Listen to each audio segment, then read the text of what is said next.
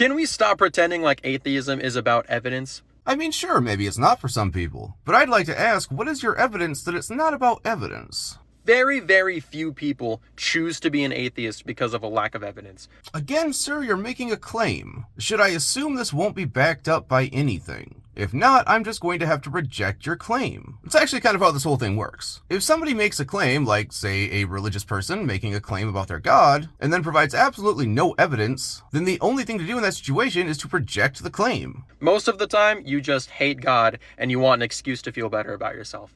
That is the stupidest f***ing thing I've ever heard. I hate God about as much as I hate Darth Vader. Yes, they're both assholes. But in order for me to actually hate them, they would have to be real. I can very much dislike the character, but there's no point in actively hating something that's not real. Now, what I do tend to dislike is the way that a lot of Christians will weaponize their religion against others. And just in general, the way that a lot of them act and carry themselves. Kind of like you.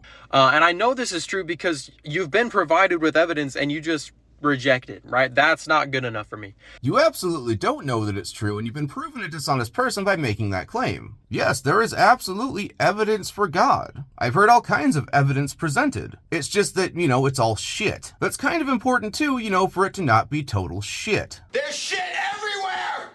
Damn it! There's shit on the windows! Oh my god! My house is full of shit! He's shit everywhere!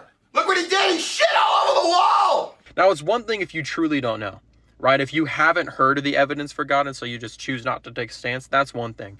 It is very possible that there's evidence that I have not heard. But again, in general, the evidence that's provided is shit. I haven't seen anything yet that has been anywhere near convincing to prove the supernatural. Bring me a talking donkey so I can have a conversation with it. That's a claim in the Bible. That would be a good start. But I would argue that's more of an agnostic point of view and not an atheist point of view anyway.